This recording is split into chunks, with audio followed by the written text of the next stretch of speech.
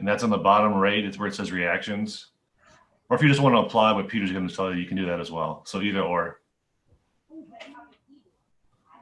And I think we've got about an hour for this, Chad.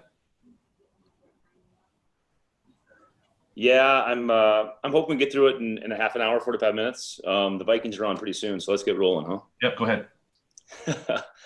So first off, 18 of us are on here. I know we don't have everybody. A couple guys weren't able to make it, but quite honestly, I mean, thank you guys for reacting so quickly. I know this window is super tight and it's been impossible. So thanks for kind of reacting to how we're going through this process. Late gym time pushed everything kind of together. So here we are. So as you guys can imagine, who've been a part of this association for a while, and even those who are new to it as a coach, it's really hard decisions to figure out, even with people on here, who's going to coach these teams, because we have an absolute abundance of people that want to do it and a lot of great people that do a good job. So we think about this stuff, we go through the names, and it really matters because we have a lot of good kids, a lot of good coaches. So thank you guys for giving your time. I know that especially if you're a parent and going through this process, this is not a great paying job for the hours, but what you guys do and the time you put in is incredible. And we honestly can't thank you enough. And we think that we have the best coaches in the state of Minnesota, and we show that, I think, year in and year out. So it's a credit to you guys and the work you put in, the thought you put into it. So I just want to get right into it. And the biggest thing out of tonight is answer or ask questions, situations. Kurt's coached for a million years. Peter's on here. He's coached at every different level. And there's a lot of experience just on this call in general of folks who have coached youth basketball for a long time. So some general housekeeping stuff we want to talk about is the parent meeting. The parent communication emails should obviously be going out if they haven't already. I know a lot of them, as you guys just got your rosters. John jumped on us. He got all you guys' information to you to get out. If you haven't done that yet, knock that out, because obviously practices for some of you will start tomorrow. Again, tight window. Be flexible this first week with schedules and kids coming and going, and it's tough for these families if they had a bunch of stuff going on. Just remain flexible for them. Schedule a parent meeting, an in-person parent meeting. Probably going to have to be outside. Because we don't want a bunch of parents in gyms right now. So if you're going to do it, have it be outside or have it be someplace else other than inside of a gym. I'm scheduling mine Tuesday night outside after practice. This just gives you an opportunity to see faces with kids. Have the kids sit in and listen. Have the kids sit by the parents. You can put a face with a name. Talk about your coaching style. Tell them about your assistants. Have them introduce themselves.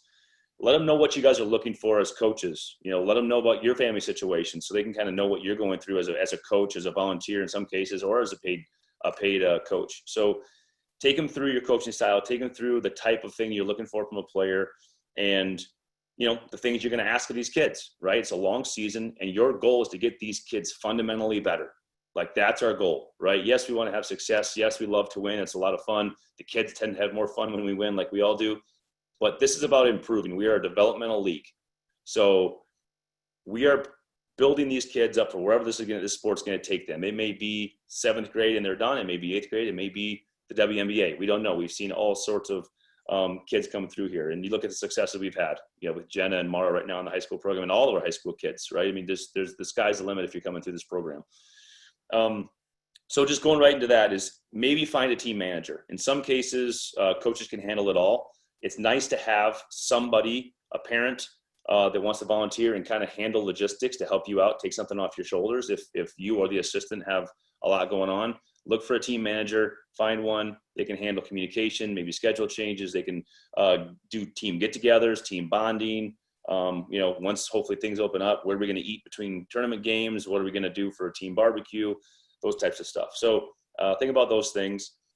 Let's get into practices and kind of how, we want this ran. We kind of, on the website, we say 50% of our practices should be fundamental based.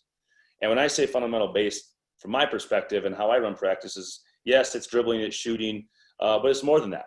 Fundamentals of basketball are how do you set a screen? How do you come off of a screen? How do you set up a defender, right? How do we play team defense? How do we play on the ball defense?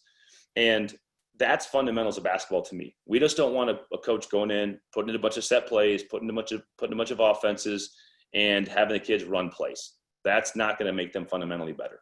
Running through drills, teaching them the concepts, especially at these younger ages, so then we can build on them as we get into 7th and 8th grade. teach them how do you set a screen? What's the proper footwork? Footwork with pivots. I mean, just the basic simple things. If you scale this all the way back, especially going down to 4th and 5th graders, and in my case, 6A players last year had a lot of kids that didn't know how to use a pivot foot yet. And you go through that and you kind of start there and you just build. And just keep that in mind as you're going through practices. With practices, have a plan. Even write down minutes. How long you want to spend on a drill, and if you see a drill and it's going really good and you're getting a lot out of it, maybe you kick it out 5 more minutes. Or if you have a drill that, hey, the kids aren't getting it, kill it, move on to the next thing. Be efficient, have a plan. Because if you go in without a plan or strategy to your practice, I'm telling you, it'll go off the rails. I've had it happen when I wasn't as prepared as I should have been. And before you know it, you're letting them play 5-on-5 or 4-on-4 just so you can get your bearings on what you want them to work on. It does become, in my opinion, a little easier once you start playing some games. Once you get into, maybe get one tournament in, now all of a sudden you have some data on the kids and how they react to game situations, what you really need to work on, and what you see as a weakness. So try to put them in those situations as early and as often as you can so you can kind of see what you need to work on. In some cases, it may be teaching them where the sideline is, where out of bounds is, where the blocks are. I mean, there's kids from all varying levels of ability and knowledge of the game. Some of these kids don't watch basketball, don't watch situations, don't know what a screen is. So just take that into account when you're planning practices. So we'll go right into the biggest thing that we get with issues with parents or with parents to coaches is playtime. That's the number one concern. And our goal here is always to try to get as close to even playing time as we can. We do set a minimum. The minimum is 10 minutes of gameplay. Last year we kind of went, let's look at the whole tournament as a whole, right? This year I want to make sure that every game we play, we hit 10 minutes for every player. Okay, so even if you are an A-level kid, you are an A-level kid at Wayzata, you can play 10 minutes of basketball in that game, even if you're playing for the state championship. We want those kids to get that experience. They show that growth. In a perfect world, everybody's going to play the same minutes. You're going to win the game. Everybody's going to have a great time, and we're all going to get better. But we know that that's not going to be a reality all the time, right? We also want you to play to win. So the mentality is to get yourself to that 3/4 of the way through a game, making sure all the kids have gotten their minutes. And then at those last, couple minutes or last couple situations, you can put in a lineup to win the basketball game. My one cautionary thing with that would be is make sure you're putting all those kids at different times in those situations. Don't just have a lineup you're going to go finish a game with every time and nobody else gets that opportunity. Find ways to get creative with your lineups to get 1 or 2 kids in there per time. So then all those kids get that pressure feeling of, hey, I got to possess the ball, or I got to defend to get a stop, or just teaching them those more pressure type situations in games so they can learn it on the fly. Rotate your starters. Some people go through, here's my top 5. They're going to start the whole year. Every kid loves to start. Don't let them fool you, right? If you have a core group that you want to start, maybe you have 2 kids that you want to do that with, whatever that is, make sure you're rotating every game. I'm not saying you have to have a wholesale new starting lineup every game, right? But make sure every kid, and I always look at it as every kid should start a game in the tournament. That's how I've done it. So if you have 3 games in a tournament, every kid's going to start one of those games. And again, we're fortunate because of where we play at Wayzata. We have a lot of good kids. You can rotate those kids in, and everybody gets that chance to start and get that feeling. So the one thing that I've found to have the most success with the teams is you have kids that have varying abilities, right? Some are good shooter, good ball handler, some are good defenders. I encourage you to find a role that kid can do well. I'm talking if we have, player 99 on the association and she really struggles, but she's on a travel team, find something that she does really well, encourage it, have her embrace it, talk about it in front of her teammates, right? And encourage her when she's in the game. Celebrate her for that. Don't hold her to only that, right? Let's say you have a girl who maybe she struggles offensively. And you say, okay, and but she's a really good defender. Okay, we're going to celebrate her being a defender, but don't just make her that. Don't limit her to, okay, we're not going to have you dribble. We're going to catch and make sure we make the pass, or don't shoot. We don't want to limit kids, but we want to encourage roles. And then that way kids can identify as, hey, I have an important role in this team. I got that steal or that loose ball, and that was my job, and I got that done for my team. And I think when you give those opportunities to kids, they love it. I had a great example of that in our team last year where a kid was really struggling offensively early in the season.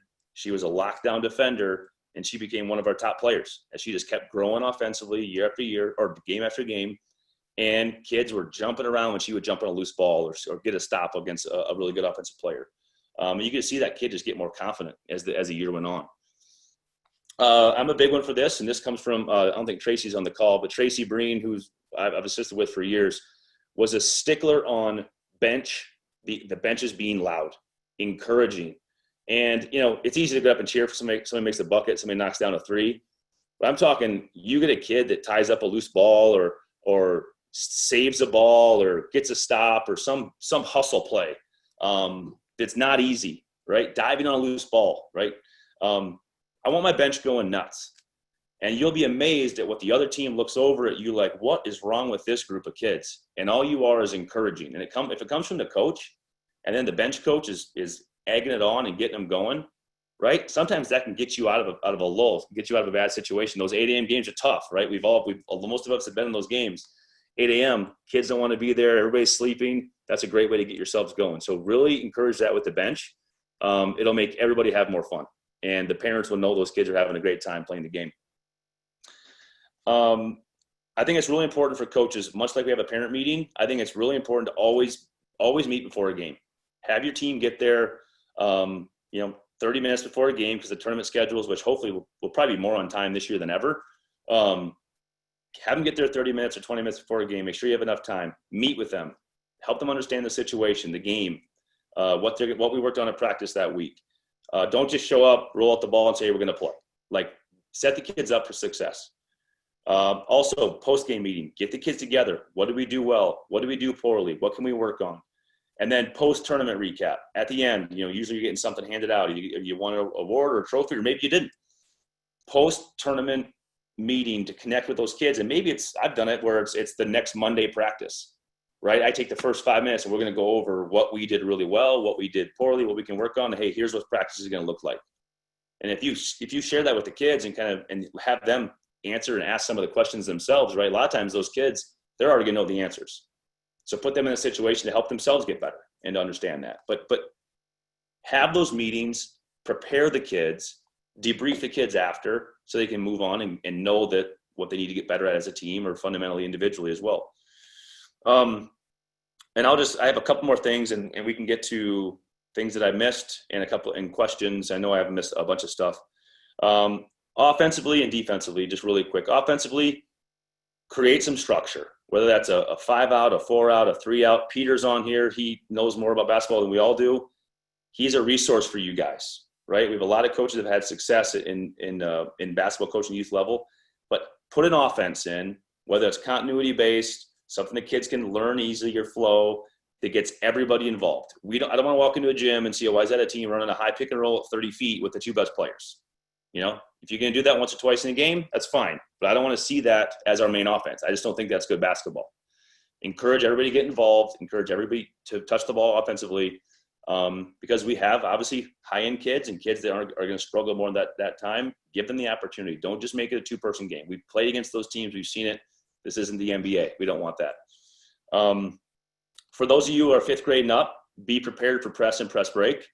If you haven't installed one of those or put one of those in, make sure you get the resources you need. Again, ask questions. Again, send Peter an email. He'll share his info. Most of you have it already. He'll come into the gym. He'll take your team through it. He'll help the coaches through it. But that's a reality. You're going to see teams, and especially 6th through 8th grade, they're going to jump into a 2-2-1 full court zone press. They're not going to get out of the entire game, and your kids are going to struggle, and you're going to lose by 20, and that coach is going to walk out like he is the champion of the world, and his kids probably didn't get a lot better. Right? So have a plan with the press breaker. Defensively, I'm not sure if I can really say this. It's not like a policy, but we're not going to play half-court zone defense. It's just not something we want to do. I think I can say that, right, Kurt? You can say it 100%. Yeah, so we don't want to promote half-court zone defenses. We think teaching individual man-on-man defense, help and recover defense is the style we want to play at Wayzata. Obviously, 4th, 5th grade, it's pretty much all you can do regardless. But 6th through 8th, you have the option. I would like to see us stay away from that. Teach the kids how to play. Challenge them. And the one thing I've noticed, and it's gotten a lot better, I know Peter can attest this, he's been here for a few years, is we tend to be a little soft defensively at Wayzata. And we are trying to promote the kids to get up and pressure the ball harder. right? Really go challenge people and rely on all that work you're putting in a defensive drill at practice. Rely on the help to slide over, to make them make the extra pass. If we do that, right, we're going to be collectively better as a team defensively. We're going to challenge that individual player to guard harder, right? In turn, we're going to make it harder on those girls. And then you're going to see it when you start to see those kids get to high school. They're not going to be overwhelmed when they're getting guarded tight, because it's happened to them in practice for 5 years in a youth program. And they're used to challenging ball handlers up high. So I've seen it a bunch. I think our program's gotten a lot better. Peter, you can maybe talk on that, but I think our program's gotten better at pushing that. But it comes from you guys as coaches, right? Every day in practice, we should be doing basic defensive drills. And if you're starting that from day one about what we're expecting, they're going to hold that standard themselves, because these kids want to be good of all levels. I had a couple questions previous to, that's kind of my spiel. I know I missed a bunch of stuff. There's probably a lot of questions. So we did kind of in the parent meeting, we focused on having 2 coaches on the bench. So I'm okay having 2 coaches and having a third help out. We just don't want to get it where we have, the 5 coaches on down the line and we have it's just nobody knows who to listen to. There's 3 voices going on. The kids can't focus on what it is. If there's a head coach, that head coach is coaching on the court, right? If you have your head assistant, they're there. And if you have a third person that's helping out at practice, our team will, there'll be a lot of teams on here that will have that. Obviously have them help you during the game, have them be a voice for the kids on the bench, especially when they come over, but limit them to that and hold them to that standard. So we don't have, we don't look like it's a gong show when you walk into a Wayzata gym and we're playing and you got 15 people yelling at the kids. We just don't want to have that look and perspective. But I do know that it's really important and nice to have hands on deck to help each other out. So it's a long year. You guys have a lot of stuff going on. So the more people we can get on to help is much needed. I forget what Graham puts in the bags, and you guys might be able to help me with this, Kurt, as well. But if you have a set of cones, go get a set of cones. If you don't, I don't know if we put them in there. And pennies, practice pennies. Or I ask the girls to bring an extra reversible or throw it in their bag. Most of these kids have a reversible jersey from something in the past. Have that be in your bag. So when you're going to practice, you want to run 3-on-3-on-3 or 5-on-5 or 4-on-4, whatever it is. You can go have the kids do that and throw them on and get that done. So just a couple, obviously, easier tips to go through. One last thing for me. So I'm gonna forget her name, Kurt, the high school girl who tore ACL, Caroline Bravich. Yep, you got it. And Jenna. Yeah, and Jenna. So a group of high school girls reached out to me, 3 of them that have torn ACLs in the last 12 months, essentially. I think Caroline may be a little bit before then, but about proper warm-up protocols and coaches taking the time. So John has the information that they sent over. It's just a short warm-up. You can integrate it into ball handling drills and sort of your warm-up to practice. I think it's important for us to start to integrate that and just to get kids thinking about it. We had a 6th grader last year, Lexi Bloom, tore her ACL, and to go through that process. I mean, it's just a reality of youth sports. We've all seen it. If we can be a part of that, even taking the first 5 minutes or the first 10 minutes and going through that warm-up. Again, I know Kurt does this in his opening of his practices, but incorporate the ball into your stretching, right? If you can do, right-hand dribbling while you're doing something else, just get yourself warmed up. So John, we got to get that information sent out to make sure they have that. And I know, Nate, you had something on that as well, that maybe working with the physical therapy clinic that maybe could put a video together too for the coaches. Is that something that's happening? There's a sports medicine group that would come in and educate us too, and even go through the warm up. I got to look at that warm up that is on the site and stuff like that too. But we were approached, and they'd be happy to come in and educate us on, especially with youth girls and ACLs. Now's the time that we should be doing some of this dynamic warm ups to strengthen, do the certain moves that we maybe don't do as much of to prevent that in the future. So that's another, it's something it's ready to go. We just want to make sure we can organize it and coordinate it and kind of get everybody together and make their time useful. Well, in these first 4 weeks, everybody's gonna want to be cramming stuff into these first 4 weeks, preparing for a tournament. So I know how tight time gets. Let's get the information out to these coaches and they can integrate it as they see fit. But let's put a focus on it. Let's see if we can do this 100% of the time. There is resources available. There's actually videos available on the website, there's a warm-up hallway, warm-up on the gym, and then there's also a cool-down stretching routine afterwards. There's a ball incorporated in a lot of that, and it's videos I put together years ago. And you can also do the printout as well. But I was looking at the deal you sent out with the email, and they looked pretty similar as far as some of the exercises and things. Yep. Just kind of starting slow, progressively building into the speed into practice, just so that there's some, it's all about the nervous system getting firing.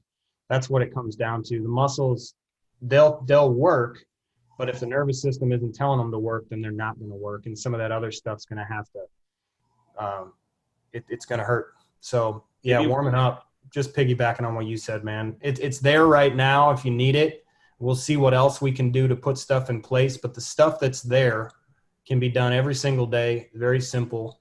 And just start off doing it slowly and progressively make it faster. John, maybe you can get them this link on the website I know it's on there. Maybe just send them the link or share it with the coaches. I'll send that out to the group.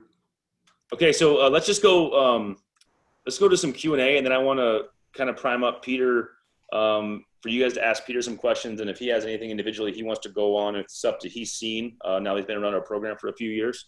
So any like specific questions or things that I know that I've missed? Hey, Chad, can we have Patrick spend 3 minutes, and that'll be your challenge, Patrick. 3 minutes on COVID, what coaches need to know, when to come to practice, leaving practice, protocol, that sort of stuff. Yep, absolutely. So I have an email that'll go out to you all. That could be a good reference point to not only for yourselves, but also for the players and the parents. So I'll get that out afterwards. It'll recap a lot of this. One key thing is RSVPing. Now that we're using Team Snap, you have to have RSVPs. It is our source of truth for source tracing to see who was at a practice at an event. So all players must RSVP through that function. Second, there's the forms that are online on WGBA.net.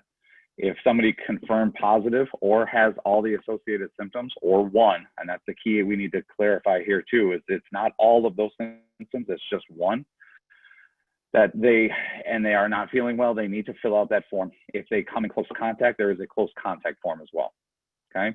We really need all the coaches to lead by example. So that starts with sanitizing, making sure that if a player just seems off, doesn't seem healthy, that we err on the side of safety. We do not want to jeopardize the season, right? And that goes for the coaches too. That's why you're going to have a head assistant and another assistant to help you out. As important as you might feel that you are to the team and they can't perform without you, if you're not feeling well, we don't want to jeopardize that entire team, okay? With the equipment, we talked about that. We're asking everybody to sanitize on their way in and way out, masks on the way in and way out, coaches the whole time, unless you're actively participating in a drill, keep that mask on. Do your best. I know it's hard to communicate sometimes with that on, but the more you can do will be better for the team. And then practices, it's going to be, I think it's posted on Team Snap now 15 minutes early. It's going to be on you since parents can't go in and wait with their kids, especially for those younger grades, that it's going to be on you guys to be there 15 minutes before practice starts, right? We don't want to have a lot of kids waiting outside the school, waiting to go in, stuff like that. There will be some entry exit maps, most likely, that we're working on still for each facility, but each facility is going to have its own thing, okay? And I think that's it. I mean, the big thing is communication. So what we're asking coaches is if a player comes down sick, have them fill out the form, right? But you also communicate to us. I'll send out an email so you'll have my email address. There's a whole COVID task force. There's multiple people on that team that are allowed to, help out and make sure we're reporting and make sure we're doing what's best for the program. Any questions for me? Okay. Thank you, Patrick. Thanks. You. A couple things I know I missed, Kurt. 24-hour rule.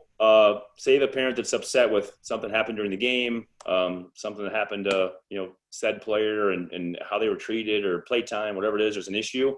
They confront you in the like at the game, at the tournament. It's happened to me. You just tell them it's a 24-hour rule for any conflicts or any issues. Okay, give yourself that time to get out of the gym. You don't need to be attacked by a parent who's upset for something that happened. Give yourself 24 hours. And that's our policy. So if you say that, say, you know what, let's talk about this in 24 hours. And I will say, if it's Saturday of a tournament, right, give yourself 24 hours after the tournament. Okay, say, hey, you know what, 24 hours after our last game Sunday, then let's talk, communicate. Your first protocol is to meet with player, parent, and yourself. Okay, now if you think this is going to be escalated and you think this parent's hot and you're kind of getting that from them via email, please loop us in. Loop Nate, Kurt, myself, Peter. Peter's done a great job of kind of mediating some stuff for us too. Like, we get it. There's going to be things that happen. Know that we're a resource and have your back. And obviously that goes without saying that, if you are being ridiculous, right, we don't want that type of behavior, and we'll make sure we get two sides of every story. But we want to have your back, want to support you, know that we're there. And but just give that parent that reminder and say, you know what, we'll talk about it tomorrow, and de-escalate that situation. So, it happens very, very infrequently, but just to know that. Talk about our behavior at games, practices. Clearly the yelling at the refs, going nuts. We're setting an example. I can tell you my first year coaching for the full time was 4th grade, and I found myself bickering back and forth with the refs. And I look back at my team about midway through the season, and I'm like, they're watching everything I'm doing, and I'm an idiot. And I think it put a lot of stuff in perspective for me. Like, this isn't about me. They're watching and listening to everything, whether it be right there on the bench behind you or on the court. So be better, do good, right? They're going to make bad calls. They're youth basketball refs. It's not going to be perfect.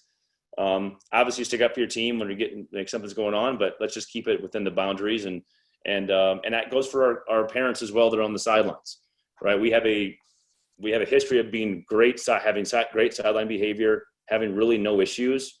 Let's keep it that way. And if you see a parent get out of line, not that it's your job to have to police everybody, but if you see that, maybe you just run it by one of us board members to reach out to that parent and just have a conversation. If you're not comfortable doing that as a coach, we can handle that, because we don't want to have that MO going around to tournaments and acting that way. With youth sports, we want to be on the side of doing things the right way.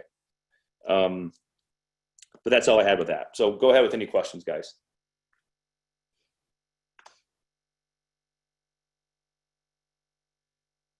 Nothing? I can't be that thorough. It's not possible. I think one comment I'll add, that if we're ever able to actually stay at a facility, at a tournament, don't be the team who has your kids that are flipping bottles or bouncing basketballs in the hall or on their phones. Because even if I'm not there, I'm going to sense it. It's going to make me want to throw up. So please don't do that. Right, Peter?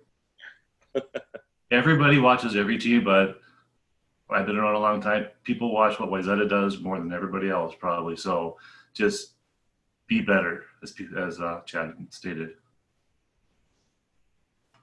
Any specific questions? If not, I might let Peter, if you have anything planned, Peter, or questions for Peter. Again, he's a resource for you guys. Please, everyone on this that's looking back at me should reach out to Peter with an email in the next 24 to 48 hours with a question to some regard, because we don't know it all. And try to schedule a time when he can come into your gym. We fundraise for this. The family's fundraised for this last year. It's been working great these last couple of years. Have him come in and teach your kids something they don't know. But if, Peter, you have anything for him? Yeah, just first of all, congratulations to everybody. I thought last year was an outstanding step forward for an association from a player standpoint and from a coach's standpoint. And I know we have some people joining the group this year. I'd encourage you guys to just communicate with as many people as you can. We have got some outstanding people involved that are willing to share information, and coaching is not meant to be on an island. Nobody's going to reinvent anything. There's a lot of good information out there. I know I've pulled Danny aside. Coach Makepeace, I've pulled Paul Keyser. I can't believe I'm saying that. Kurt Merrick, Chad, all these guys are all very, very good resources in their own ways, and everybody has a different approach. And be yourself, figure it out, and go from there. I read a really interesting article the other day that was pretty cool, but also kind of scary, that youth basketball coaches are going to influence more kids this season than a lot of people do in their whole life. It's a huge responsibility, but it's also a great opportunity to get stuff done. You're going to be tempted to want to get a ton of stuff in right away. Old fable, put the big rocks in the bottle first. Don't worry about the minor. Just put big rocks in and go from there.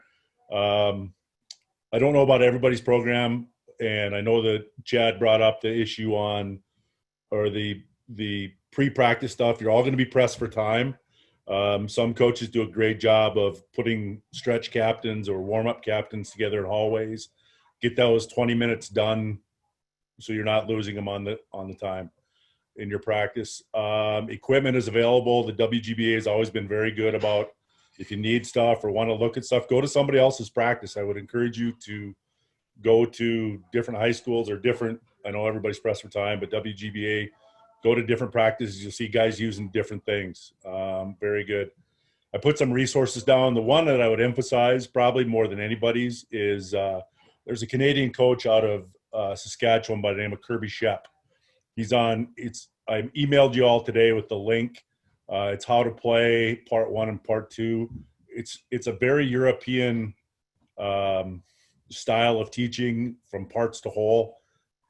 Wonderful stuff. It's a little long. Both of them are about an hour. If you ever get a chance, I just listed some other ones. There's a ton of them. Danny Makepeace has got a great website with a ton of drills and activities. So we have a lot of things.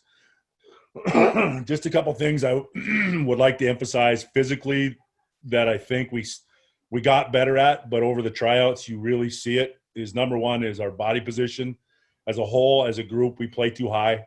We just got to get kids lower and more athletic, continuing to get them more aggressive. I thought this year by far was the most aggressive groups in tryouts we've ever had. There was no problem getting them to get after each other.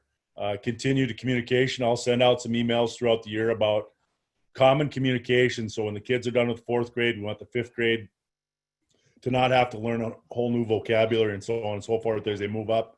And someday we'll be able to pass that on to the high school and they'll use the same. Different philosophies on dribbling, if we can limit it, right, Coach Merrick? As much as possible. Correct. Communication. And then body language. But I think the biggest thing out of tonight is we have a wonderful association, a ton of really good people involved. Don't feel like you're on an island. There's nobody that knows everything out there. Ask questions. I listed my phone number and email address, and I haven't come across anybody here that's not willing to help at any time. So if somebody wants to ask a question, fine. If not, you've got my information. And I sent everybody an email today with a little bit of an outline of what I would like to see happen or what we could see happen would be good. That's it for me. Sweet. Hey, I'm going to jump in real quick. One thing I did miss, obviously, Danny on the call here. We are going to be Sunday evenings. We're trying to get times locked in, and when we're going to start those, it's going to depend on our gym time. Danny does training on the side. That's his business. We are going to be offering that to our families, hopefully Sunday evenings at a consistent weekly clip. So it's going to be individual skill work, ball handling, finishing, stuff that Danny works on and does. It's awesome that we have him right here in our association. We want to utilize that. So look for that to come out and encourage your families to sign up. It will be a limited list. There'll be, only a certain number of spots.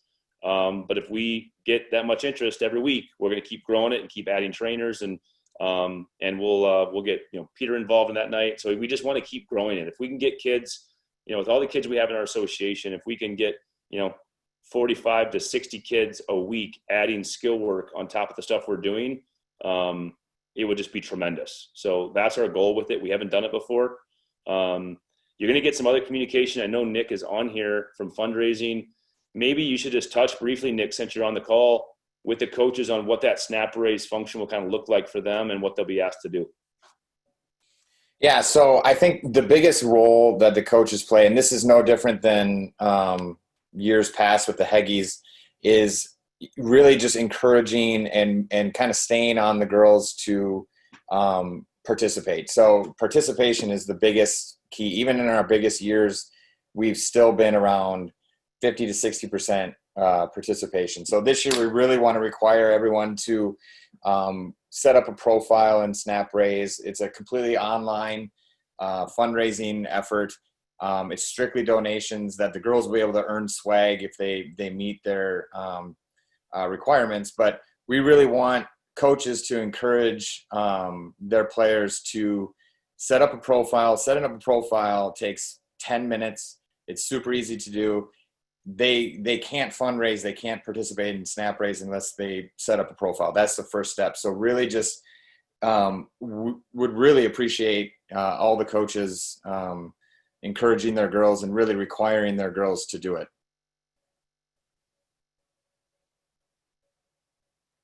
Awesome. Thanks, Nick. Yeah, any questions at all throughout the fundraising campaign, just let me know. And we'll start it a couple weeks after practices get going. All right. I'll jump in here. I'll just echo your thoughts into Peter's. I've learned throughout the years that it is easier to steal than to create. And to that point, I'm going to volunteer Angie at the 8th grade level, Paul Keyser in 6th grade, Dandy Makepeace, and yourself, Chad. Go to these people's practices. Watch what they do. Steal a drill. Say you developed it, doesn't matter, right?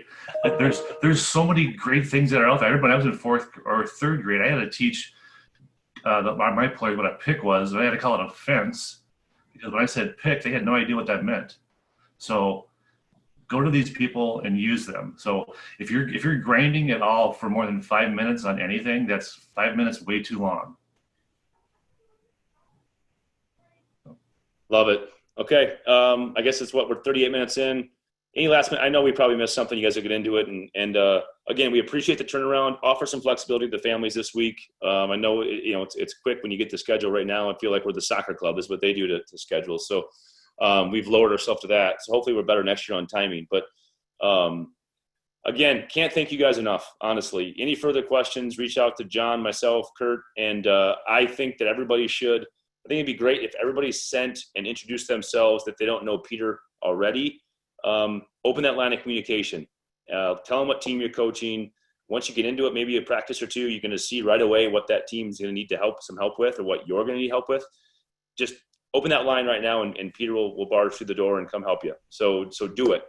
Because you get busy. Season gets rolling, practices get going, your life is crazy. You just plan one day to the next. So if I missed something, shoot me an email. Other than that, I appreciate you guys. And, I said one thing real quick, Chad. Kurt, I saw something in the chat that asked about tournament schedules. And I know we're finalizing and there's weird stuff going on that we're trying to get everything wrapped up. But I think we can confidently say to everybody that there won't be a tournament earlier than that first weekend in November, correct? Correct. Okay. And that's Maple Grove, the first weekend of November. Almost everybody's playing Maple Grove. There are a couple that are going to Princeton and Egan because we've had a bunch of tournaments cancel.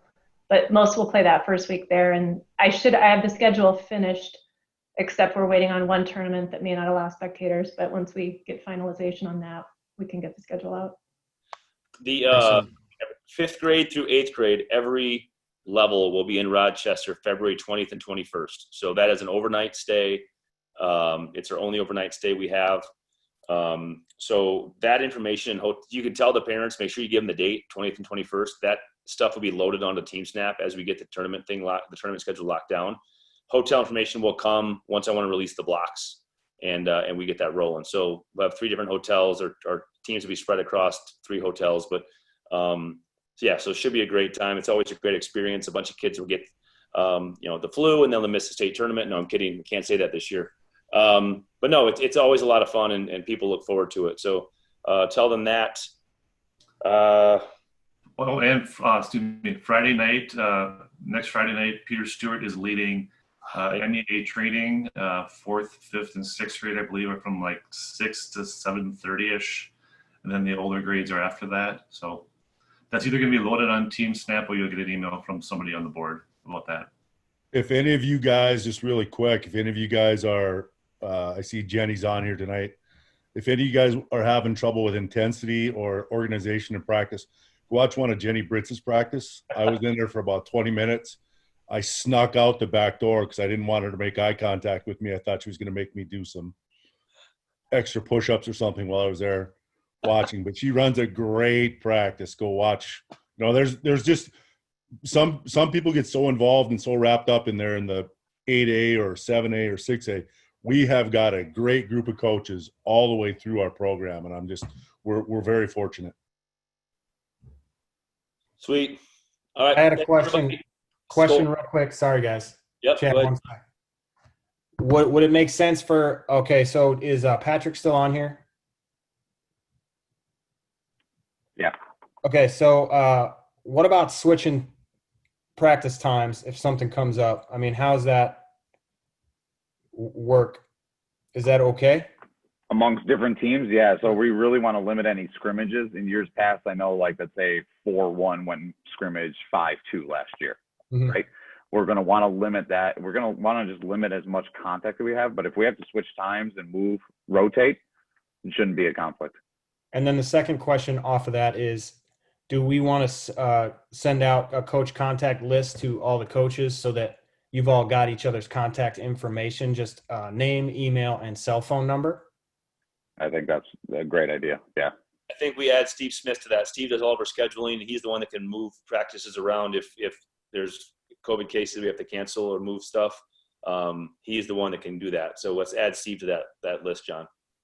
And we should probably add Shauna too with any tournaments, because if teams need to withdraw from a tournament, Shauna's going to need to know right away. All right. She's a coach. All right. I'll put a whole bunch of people on that coach contact list. If anybody's got any objections to that, let me know now. Otherwise, I'm going to send it all out. All right. Thanks, guys. Sounds good. Take care. Thank you. Yep. See ya.